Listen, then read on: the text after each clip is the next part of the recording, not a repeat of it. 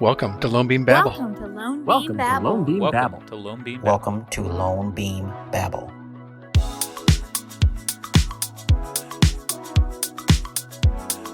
Hello, everyone. Welcome to LoanBeam Babble, your source for everything LoanBeam. I'm Robbie Robertson. And I am Paul Sims. And on this episode of LoanBeam Babble, we're talking with Latoya Marshall. She is our Director of Customer Success at LoanBeam. Had a very interesting conversation. Mm-hmm. But, we've been together for a long time. Latoya, you, me, we've been with LoanBeam for many years now. Over 4 years now. Yeah, so been a long time, and it was very interesting to get her in the virtual booth, so to speak, and rap about old times. I actually learned some things about Latoya that, spoiler alert, stay tuned. It's a big reveal in this episode of LoanBeam Babble, something that I probably should have known, but didn't. But didn't. So stay tuned for that. So let's get to it. All right, let's do it. Action. All right, welcome, Latoya Marshall. Thanks for joining us here on LoanBeam Babble. Hi. This one I'm excited about. Been wanting to interview Latoya for a long time. We wanted to get through the sales folks first. Got that out of the way, and now we're to Latoya. So thank you for being here. Thank you. I'm so excited to be here with you guys today. I've been waiting to be on LoanBeam Babble for a while now. So I'm pretty excited to be here with you, Robbie and Paul. Thanks for having me, guys. Appreciate it. And I was looking forward to this one because this is an old school crew we got here. This has been we're a minimum 4-year club for all of us. It is. And so everybody else we've talked to has been year and a half, maybe a year, maybe something like this. But this is we're the OGs here, so I think that we can really have dispense some knowledge on this episode. Yeah, I like that. Yeah, that is. It's really good to point out. We're here. We were all here when we were like in a closet. Latoya and I actually did sit in a closet. I mean, when we first got here. Well, we were on separate sides of the office building. Yes. And her and Shree were in one side of the building, and then West. Yep. We would meet up in the hallway to kind of go to lunch together, but we were on two opposite sides of the building, yet in a little closet, little box space we were in. And Shree and Latoya were living at large. They had like 100 square feet. Oh, Lord. And Paul and I, or Wes and I, were actually in like this, little box. I don't know how they called that an office. I know. How did you guys ever end up with that little bitty space? I don't know. And then Bianca came on back in that day, right? And it was just 3 of you there. I'm like, what the heck? Was that on 10 or somewhere else? When did we move to 10? Because we were on, it was on 10, I think. Was it on 10? Yeah, but it was like some little side offices. It was on 6, Robbie. You're right. It was. We were on 6. I remember we were on 6 when we came up to 10, first. that's when I came on. Yeah, you were in 10. And I don't know, how long were we there? And how long were we in that space? Not long. On 6. No, right? Not long. Yeah. Yeah. Because pretty soon Bianca came and she was like in that same little closet with Wes and I. Right. And then we weren't there very long until we moved to 10. Let me ask, Latoya, how has your job changed? Because when we first started, like you said, we had that hands-on touch, but with a few dozen clients, but now we have hundreds and hundreds of clients. Like, how are you able to maintain that touch with people when we just have that much volume?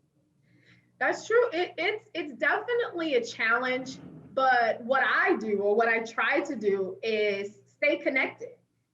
There are people who I met from the very beginning who would reach out for certain things, and then I would kind of try to, cultivate those relationships to ensure I stay connected. So until this day, I still send random emails to different clients and say, hey, just checking on you. Are y'all good? Anything going on? Anything new?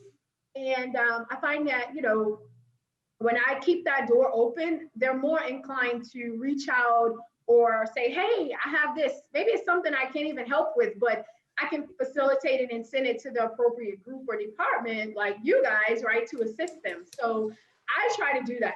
Honestly, that is something that I do periodically. And I do that with you guys internally, right? I'll send you guys a message or an email or Teams and say, hey, how you guys doing? Hope you're all well. just to try to stay connected. And that definitely helps when people feel that you got their back, or you're interested, or you're just checking up on them. And that's definitely something that I practice both professionally and personally. What are you finding most enjoyable about your role, or just in general about LoanBeam? Well, one is the funny thing is people think, oh, Latoya, you know so much. Honestly, I really do believe in this product. I do believe in LoanBeam overall. And I think that the tool that we have is actually helping people. It absolutely Even is. if, a lot of people say, they're scared of technology, or they're scared to adapt to change. I actually believe some of that's true, but how do you overcome those hurdles and obstacles, right? All of us, we have to adapt to change. This environment that we're in right now, we're adapting to change, right? Mm-hmm. And as I've been, in this role and working in different groups and working with different departments, I've learned a lot. And what I can say is that, me having some sort of impact, the support team, giving clarity, providing clarity to users on the product, trying to alleviate any frustrations, and assuring them that if you trust the process, it works. It really works. And I say this to clients, you guys may hear it. I'm not just selling this to you because I work here. I'm telling you that it really works. And so when they hear that and they hear the enthusiasm in my voice and they're like, wow, she really likes this, or she really knows what she's speaking to. It's not because I'm trying to sell them something. It's because I am being truthful, and I think that comes across, and they're more inclined to listen and want to know more information, or now give me the details, right? I mean, I definitely agree with that, and it does. People can tell if you believe in the product, and I absolutely believe in LoanBeam. I've worked at a couple of startups. This is, I believe, the third one I've worked at, but this one here actually has a legitimate product that helps people, and LoanBeam is going to be a long-term, a very successful company because we provide a service that really does help people. A lot of time, the people who are reaching out to you are frustrated, are angry. How do you deal with that, and how do you turn that? How do you kind of bring that around and take them on that journey from being frustrated to being happy and satisfied, and the realization, hey, yeah, this is how I do it, and I can my problem is solved. Well, you know what? There are two things, and I teach this to our, I try to lead by example and show the support team as well. We do get clients that call in that are frustrated. And I like to say, how do we turn that frown upside down, right? And so when they call in, they are frustrated, really. Yeah. We have a complicated product, there's a lot going on here. It can be, and especially it can, my first time using it, they'll tell you immediately, hey, this is my first time using this, so don't go crazy on me, And so you hear the frustration, you hear the contention, the art, they're ready, right? And so how do you say, okay, hold on, let's back up. I believe there is a difference between hearing and listening. I agree with you. And the reason for that is because if you listen, right, I can seamlessly repeat, regurgitate everything that you said to me, right? To where you feel comfortable that I didn't interrupt you, I didn't cut you off, I allowed you to get out everything you had to say. Yes.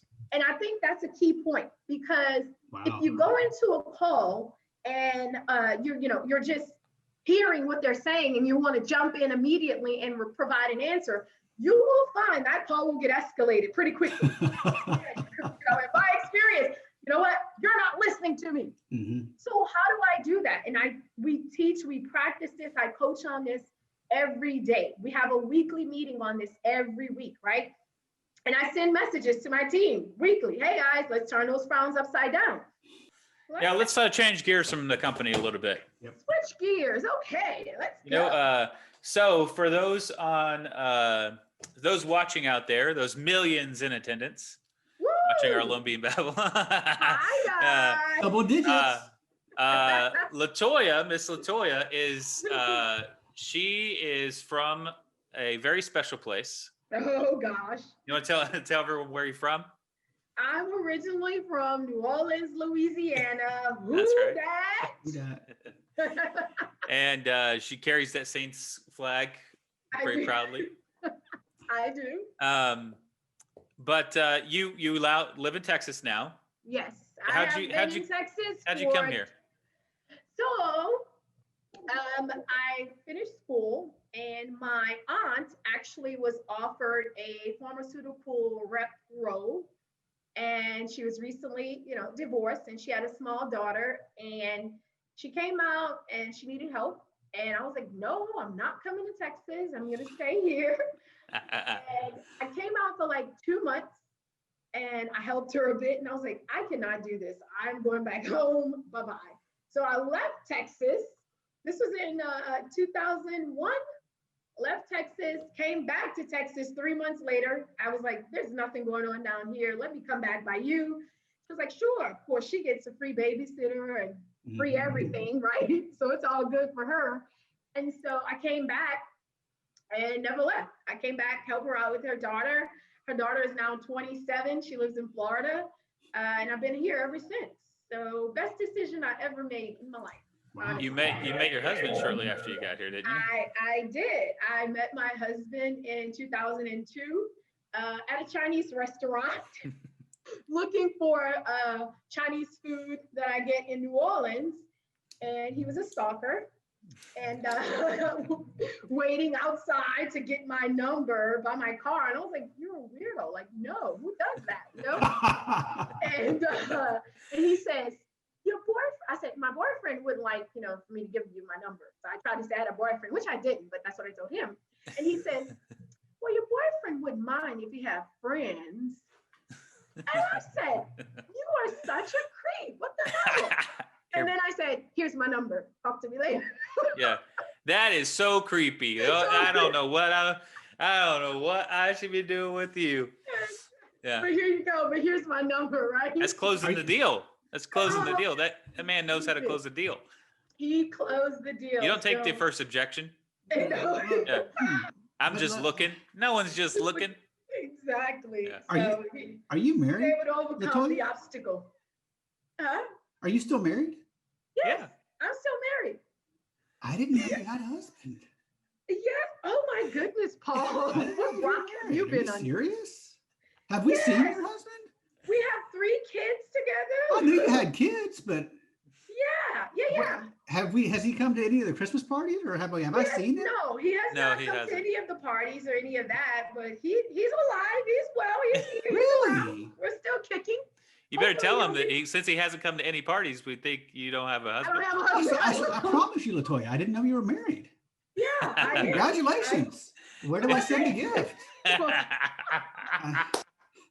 Well, thank you, Paul. Well, I mean, I appreciate that though, kind of keeping it close to the vest, but Well, I may have to have him come down and do a quick peek in for you, Paul, and say hi at the end of this lovely interview. okay. I'd like to see him.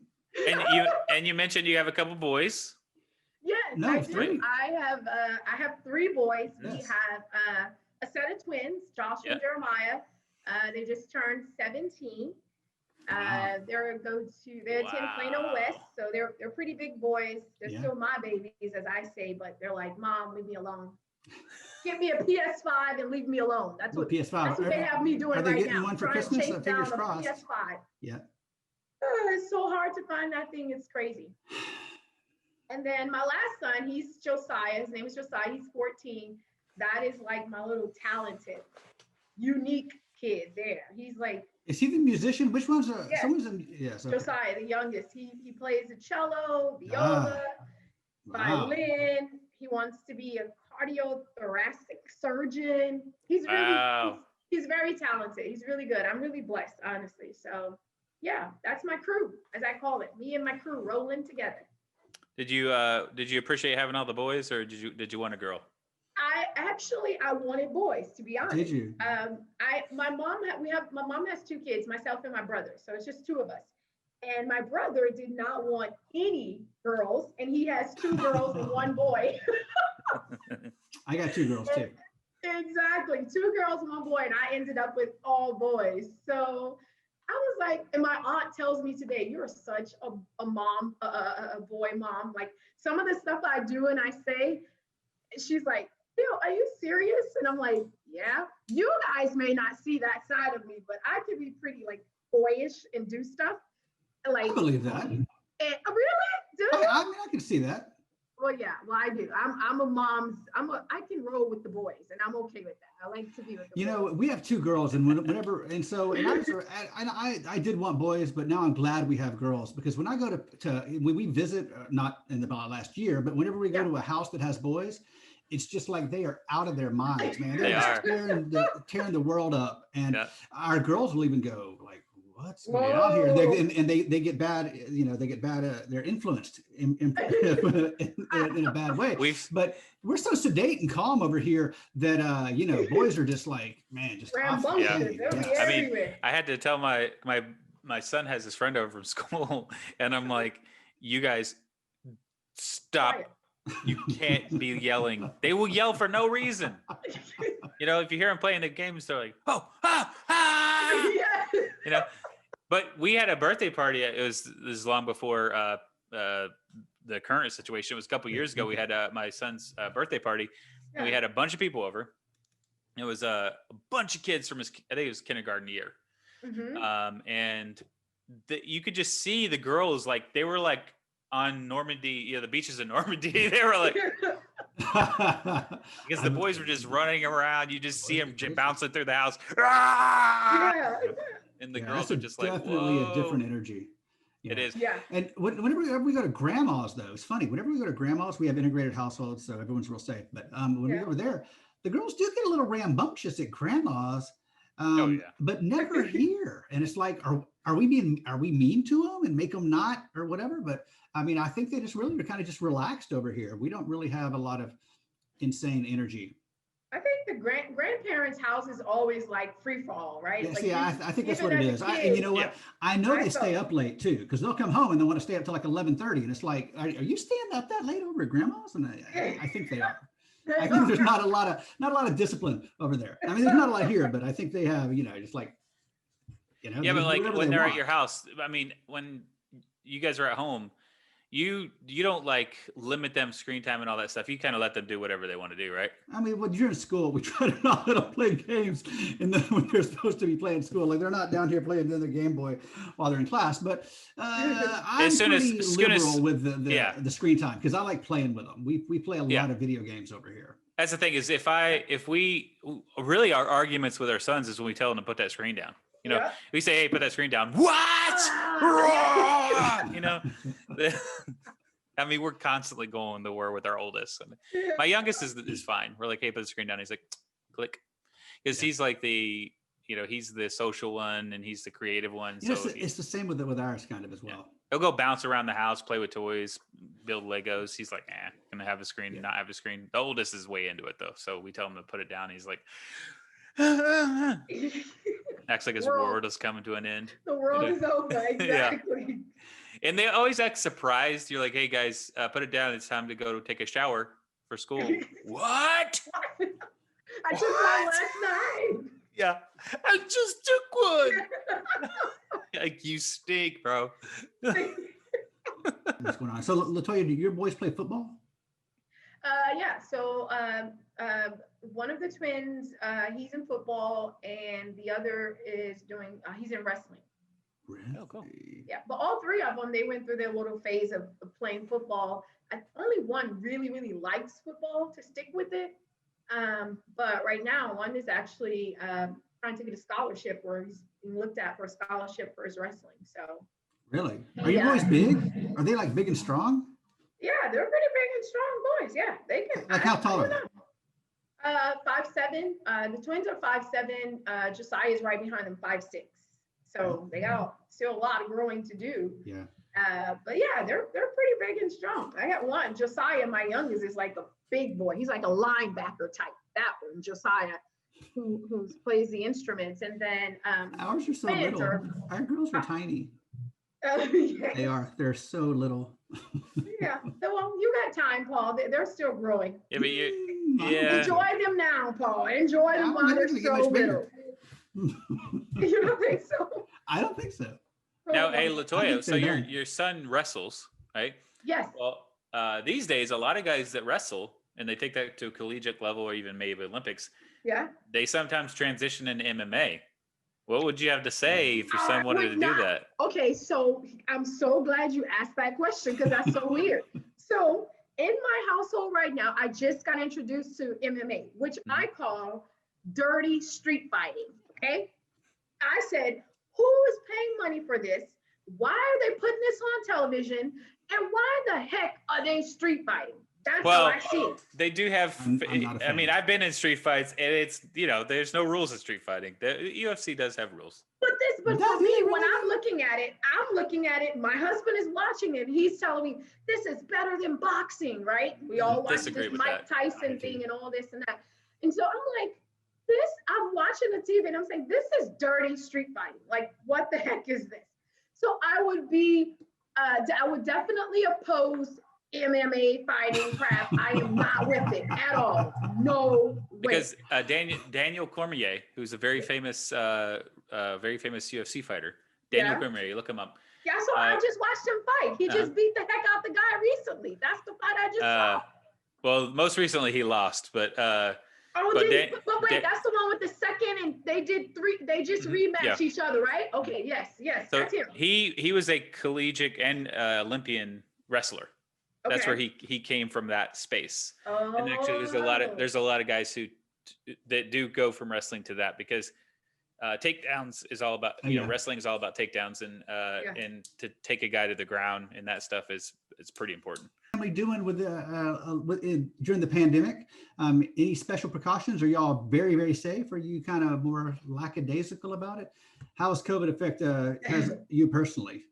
Well, it's definitely been challenging because, as you guys kind of know me and my personality, I'm a people person, right? People's person. I like to interact. I like to be around people.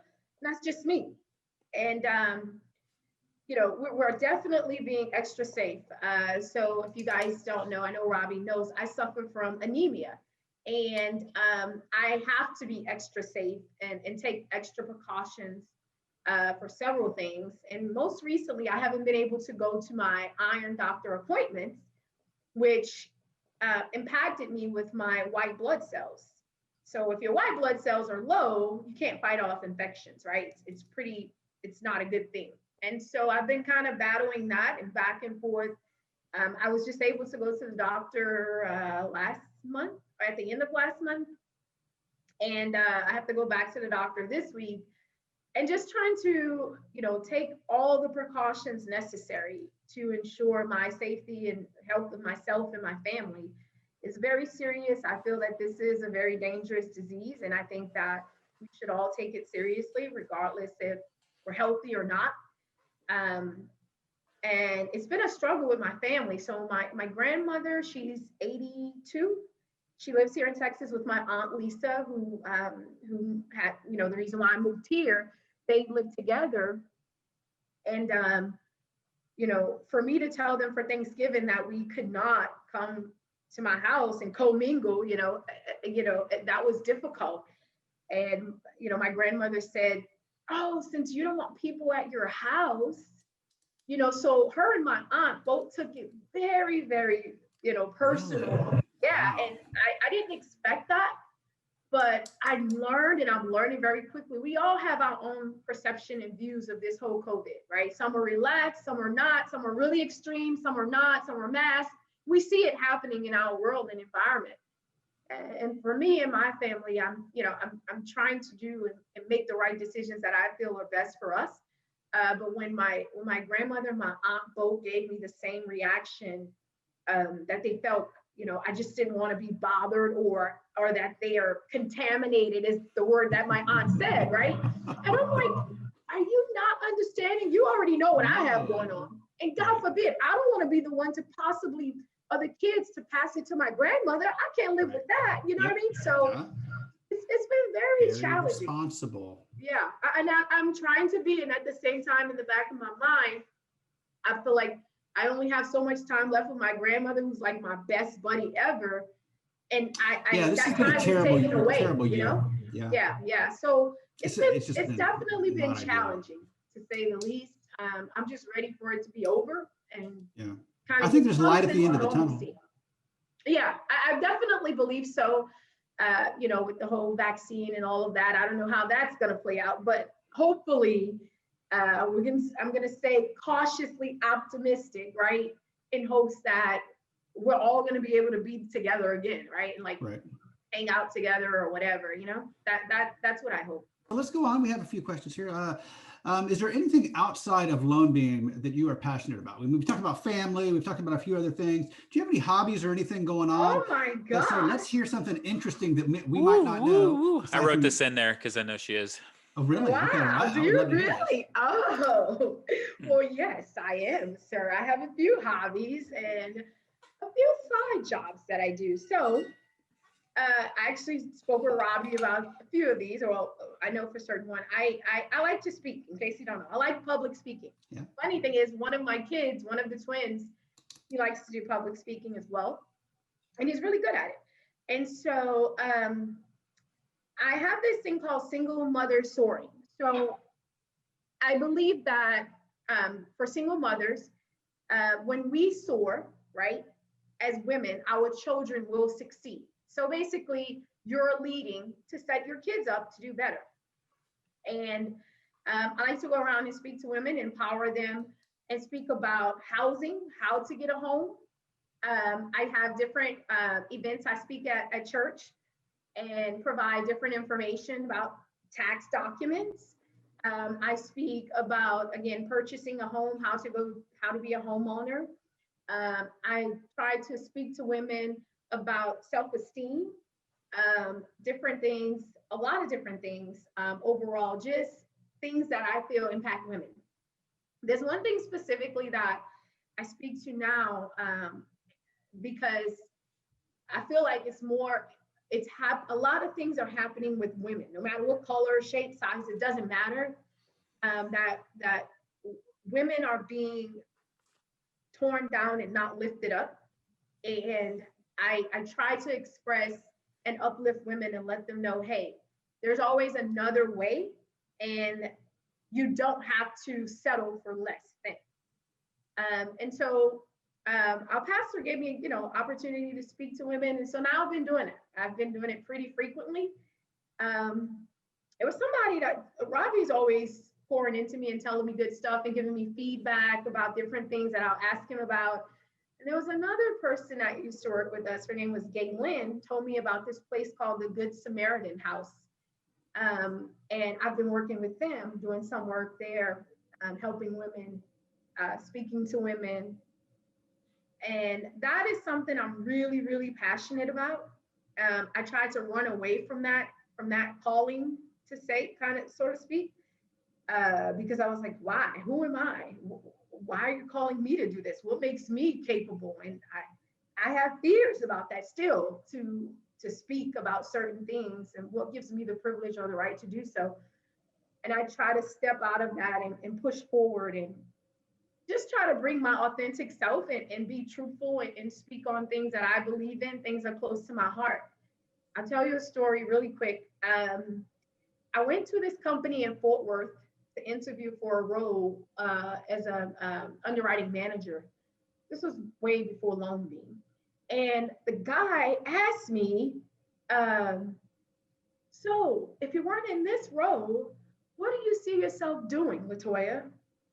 When I tell you, I went to speaking about women, positivity, and things like that. Paul and Robbie, when I tell you, I started crying, telling him the story. So now I'm trying to compose myself, right? Like, oh my God, they have a nut job, instability, she's unstable, don't hire her, right? And so I'm like saying to myself, as I'm crying, saying all these things, and I'm like, what the heck, Latoya? What is wrong with you? Like, stop crying. So I'm crying and I'm telling him the story. So I get myself together.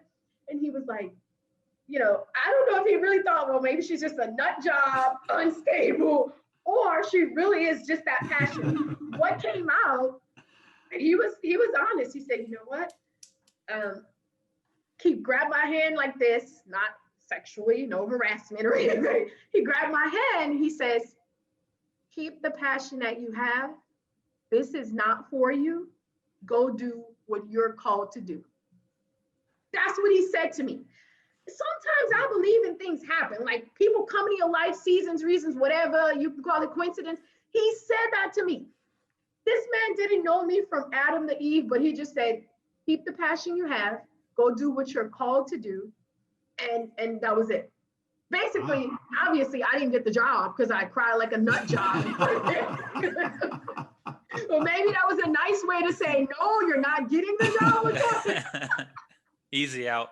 An easy out. Wow, that's a powerful story, Latoya.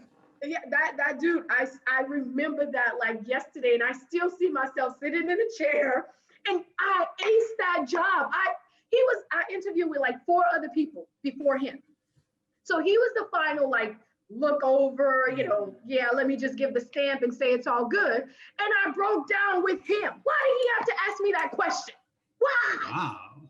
That's a bad question for him to ask. Oh my God. Say, hey, you don't need to ask me about what other jobs I'd be doing. How's that relevant to this job? Yeah. Nope. Now, and me being so honest and candid, I said what I like to do. Well, you know what, Latoya? I would expect nothing less. I absolutely believe that story. We see it every day at work. Oh, well, thank you. Well, that's a good thing. Now, what do you think? What's the? Maybe maybe you don't have to think, but why women? Why women or single women, or is there anything special to that? What calls you to that need? Well, because I feel what I see in this environment or in our country and culture, being a single mom has a stigma, and with that stigma comes shame for single mothers. And you have to overcome so many barriers and hurdles, regardless of how you became that single mother, whether it was from a divorce, from an abusive relationship, whether your husband died, whether he cheated a billion times, you forgave him, and now you're single. The problem is the mothers in most cases end up with the children, right, and they are impacted the most by those scenarios. It's true. And what happens is when women are left broken or whatever that is out of those relationships, they are fighting several struggles. They're fighting for themselves. They're fighting for their children, who they're going to fight for any day, even when they have nothing in them to give. They're still trying to fight another battle to make sure that their kids are okay. And for me, I felt that, my mom and my dad, they divorced when we were 13, my brother and I saw him behave in a completely different way, and I acted in another way, right? And one was a positive outcome for me, and one was a negative. And I saw how my dad not being there impacted my brother, and he want to be a tough guy and do things differently. And for my mom to try to fight and hold on to both of us going through that was something that I witnessed her strength, her humility, and maybe something that I can honestly say that I felt was a little, don't make me cry, a little bad. I never saw my mom cry. And you can't tell me through all of that stuff that she went through, that we were there for, that she wasn't hurting in some type of way, but she never showed it, Wow. Mm-hmm. So for me, it touches very close to me, and it's something I'm really passionate about, honestly. Mothers carry a very unique guilt. Yes. Absolutely. Yeah. My wife does. She worries about stuff that I don't even think about, and she carries it with her, and it's a burden to her. And I feel bad because I don't even think about stuff like that. Yeah, my I wife don't even goes. think I'm a bad dad. Oh, I'm all right. I do good. Yeah, I'll make my kids lunches. She's so great. make them and does so lunches? much, but- Yeah, I'll make my kids lunches, and she's like, "Oh, that Jace doesn't like that. Julian doesn't like that." And I'm like, "I don't care. I made it. Yeah. I put it in the thing. I sent it off to school, and if they don't like it, so But my wife, no, she's like concerned. She's like legitimately concerned. Like, oh my God, they're not going to eat it, and then they're going to be hungry, and then it's going to be exactly. Let me go up to the school and give it to them, and give them a different one. I've done that before too. It's kind of crazy. I remember as an irresponsible child calling my mom, who again working multiple jobs and doesn't have the time to do any of that, and I'm like, oh, I forgot my homework at home. can you bring it up to the school? And she would do it, and I, like as a father, I ain't doing that. No. You need to learn that lesson, because I come from a different angle altogether, which is you want very special lunch, make your lunch. My son's 10 or 9. My son's 9. Make your lunch. You can make your lunch. If you want a very special one, do it. I get it though. I get it. But I think that part of you that gives them that tough grit, that tough love, they're going to appreciate it, and they'll apply it as well when they grow older too. They may appreciate it. They're going to hate me all the way. Well, yeah, one of mine, the twins told me they can't wait to move away, far away from me. Yeah. That's what they told me. Yeah. I was like, are you serious? What the heck is wrong with you? Yeah. But again, that's the relationship between a mother and a son. And my mother and I fought like cats and dogs. Because I love my mother so much, and I fight with my mom constantly. And no one could make me more angry than my mother, and vice versa. And we would just fight. And but it was always always came from a good place though. Yeah. Me and my mom always fight. We always hug it. We always hug it out when we leave. And I love her. She loves me. But we're about 5 minutes into us being together, we're fighting with each other. And but because my son will say things to my wife that just gets under her skin. He knows how to mess with her. So they say things like that. Oh yeah. I haven't seen that at our house yet. I don't know if it's the same with daughters. Now daughters come later, teenagers. I think that's when it starts. That's what they say, right? But boys will say things like that. They know that that's going to bug their mother. You know what dad says? All right. Yeah. Bye. That's it. My son now is like, I'm going to run away. I open the door. Bye. Yeah, I was saying that the other day. I was like, one of the boys, he's not talking. He's being so quiet. And I told my husband, I said, you need to go check. Why don't you go and figure out what's wrong with him? He's not telling me. You go figure it out. And he's looking at me and he's like, I'm not doing that. Yeah. He's going to come and talk. When he wants to talk, leave him alone. And I'm pushing like, there's something wrong. Go find out. Yeah. He's like, I'm not doing it. No. All right, Latoya, before we go. Yes. For everyone out there, I'm sure you don't know this, but internally, Latoya is known for her corny jokes. Corny jokes. Every internal meeting, kicks it off. Yeah, every meeting, Latoya kicks us off with a corny joke. So before you go, do you have any corny jokes that you can share with us? Let's see. I may have one under my hat, so to speak. I see corny jokes. Waka, waka, waka. Okay, so here's this one.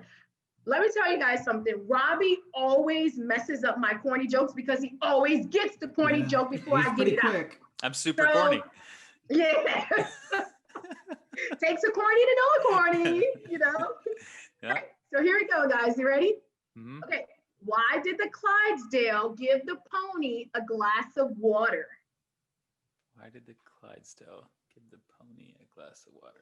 Yep. Why did the Clydesdale give the pony a glass of water?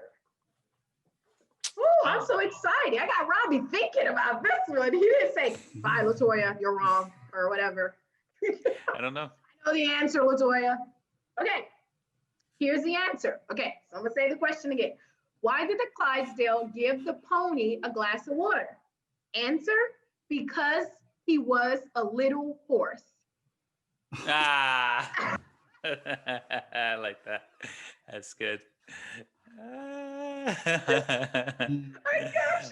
finally got Robbie. You know how long I've been trying to do that? Oh my gosh, so exciting. That's a good one. I like that. Oh man, this has been so cool, guys. Yeah, this was That's fun. been a good one. Yeah. Okay. With that, we'll sign off. So Latoya, again, thank you for being with us today. It was really, really fun. Thank you, guys. I hope you enjoyed it. I did. I enjoyed it. I love talking to you guys and love seeing you guys. It was great. Really love the interaction. I appreciate you guys taking your time to set this up. And I hope you guys have a fantastic day. And Christmas. Merry Christmas, everybody. Yeah, Merry Christmas. Merry Christmas, guys. All right, guys. Bye. Bye-bye. All right, guys, welcome back. That was Latoya Marshall. I hope you enjoyed yourself. I did.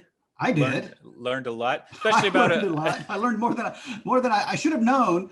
Yeah. I don't know how, but how do you go 4 years and not know she's married? I don't know. We've talked about her kids a lot. Probably I just don't pay attention is honestly what it is. I hear a lot, but I don't listen a lot. That's my problem there. I did enjoy hearing about kind of her personal interests.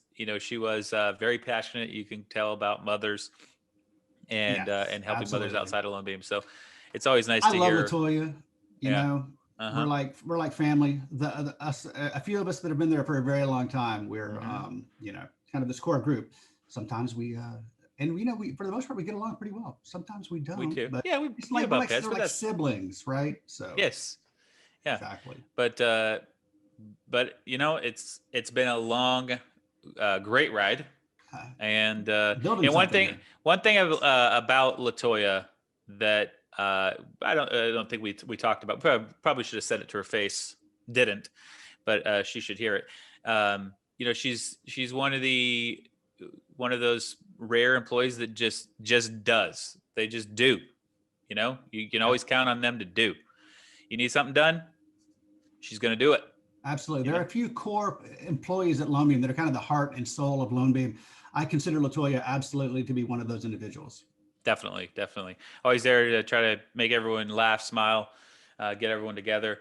And again, never says I can't do or that's not my gig. Does it. Yep. Just does it. Yep. So again, I hope you guys all enjoyed yourself. I did. Going down memory lane. I know a lot of video ended up on the cutting room floor because we just talked for too long. But it was very fun. This concludes our 2020 year for LoanBeam Babble. We've had Christmas. We're going to be New Year's. Yeah. So who's next? Who's next up? Do we know? We have a couple candidates in the hopper. Okay. We have sights set on a few. I'm always so excited. Like everybody knew. I can't wait. Everybody has something interesting to offer. So we have a couple ideas, and we're narrowed in on a few people. Okay. But I don't want to give anything away. That's for the next one. All right. I'll stay tuned. Until then, I'm Paul Sims. I'm Robbie Robertson. Make sure to like, subscribe. Hit the bell. I hear things about the bell. Ding, ding, ding. Yeah. Make sure you get updates on our latest episodes so you can hear all the good stuff that we're doing. And thank you for watching. See you next time. Bye.